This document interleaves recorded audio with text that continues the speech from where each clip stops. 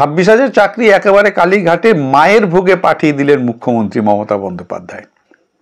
ডপের chop, মিথ্যা প্রতিশ্রুতি, review petition, চাকরি যাবে না, নেতাজি ইন্ডোর স্টেডিয়াম, কারোর চাকরি খাই না, অনেক কিছু। তারপর শেষমেশ অশ্বডিম্ব প্রসব হলো কি না, যোগ্যদের পাঠার মানে বলির পাঠা করলেন অযোগ্যদের বাঁচানোর জন্যে। জয় হিন্দ, বন্দে মাতরম। বন্ধুরা, আজকে এই সমস্ত কিছু নিয়ে ভিডিও, খুব ইম্পর্টেন্ট এবং ইন্টারেস্টিং ভিডিও, সঙ্গে থাকুন, দেখতে থাকুন। সুপ্রিম কোর্টের রায় আসার সাথে সাথে তৃণমূলী আইমচা চ্যামচা মিডিয়া ইউটিউবার যারা আছেন তাদের সোশ্যাল মিডিয়া একটা জিনিস প্রচার করা, মোটা মোটা গোল গোলভাবে সুপ্রিম রায়ে স্বস্তি পেলেন। সুপ্রিম রায়ে আপাতত স্বস্তি। আসলে এটা কি আপাতত স্বস্তি না আরও অস্বস্তি? এই আপাতত স্বস্তি না অস্বস্তি সেটা বলার আগে, সুপ্রিম কোর্টের যে রায় এসছে সেটা বলার আগে আমি দু একটা কথা তার আগে বলে নিই। রাজ্য সরকার আসলে কোনো রিভিউ পিটিশনই করেনি সুপ্রিম কোর্টে। নেতাজি ইন্ডোর স্টেডিয়ামে মুখ্যমন্ত্রী মমতা বন্দ্যোপাধ্যায় পুরোটাই ঢপ মেরেছে। তারা কি করেছে, 3রা এপ্রিল যখন সুপ্রিম কোর্ট রায় দেয়, তারপরে তারা সুপ্রিম কোর্টে গিয়ে হুজুর হাতে পায়ে ধরেছে, পিটিশন করেছে যে আপনাদের এই রায় আমরা মাথা পেতে মেনে নিলাম, আপনাদের এই ভার্ডিক্ট একেবারে শিরোধার্য, শুধু আপনারা আমাদের একটু সময় দিন। সময়টা কি না, যে 31 মের মধ্যে যে আপনারা নিয়োগ করতে বলেছেন এটা আমাদের পক্ষে আপাতত সম্ভব না, আর এখনই যদি আপনারা এই চাকরি বাতিল করে দেন তাহলে শিক্ষা এবং ছাত্রদের অভূতপূর্ব ক্ষতি হয়ে যাবে। এখান থেকে আমাদের বাঁচান। আমাদের 31শে ডিসেম্বর পর্যন্ত মানে এই শিক্ষাবর্ষতে যাতে তারা স্কুলে বহাল থাকে, তারা পড়াতে পারে, শিক্ষা ব্যবস্থার উপর যাতে কোনো আঘাত না আসে, আমাদের একটু বাঁচান হুজুর। সুপ্রিম কোর্ট তাই করেছে। সুপ্রিম কোর্ট সেই একই রায় দিয়েছে, এবং রায়টা কি দিয়েছে আমি আপনাদের খুব বেশি নয় 4টে পয়েন্টের ওপরে বলবো, একদম সামারাইজ করে, একদম মানে সংক্ষিপ্ত করে। প্রথমে সুপ্রিম কোর্ট যেটা বলেছে, যারা যোগ্য, আপাতত যারা যোগ্য তারা স্কুলে যেতে পারবে এবং 31শে ডিসেম্বর পর্যন্ত, এবং 31শে ডিসেম্বর পর্যন্ত তারা বেতন পাবে। আর যারা এখন চিহ্নিত অযোগ্য,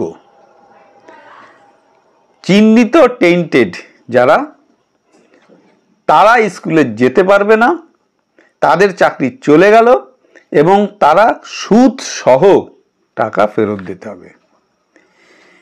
সেকেন্ড হচ্ছে, শুধু তো শিক্ষক নিয়োগ হয়নি, এসএসসিতে নিয়োগ হয়েছিল গ্রুপ সি গ্রুপ ডিরও কিছু অশিক্ষক কর্মী, শিক্ষাকর্মী।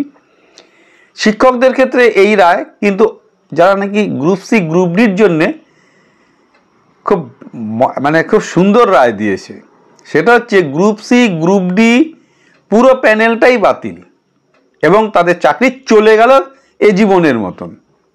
কারণ একজন শিক্ষাকর্মী স্কুলে না গেলেও শিক্ষা ব্যবস্থার ওপর কিন্তু ততটা আঘাত আসে না।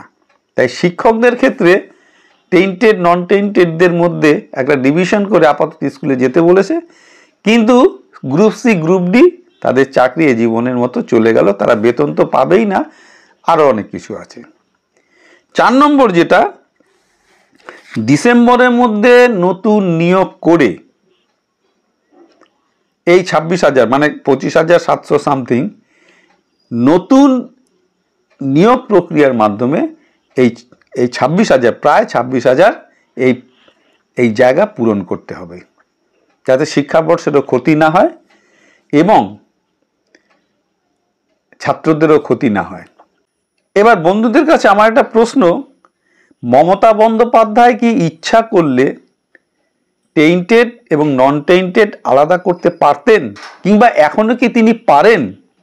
আমার ব্যক্তিগতভাবে মনে হয় তিনি টেন্টেড এবং নন টেন্টেড আলাদা করতে পারতেন, এখনো পারেন,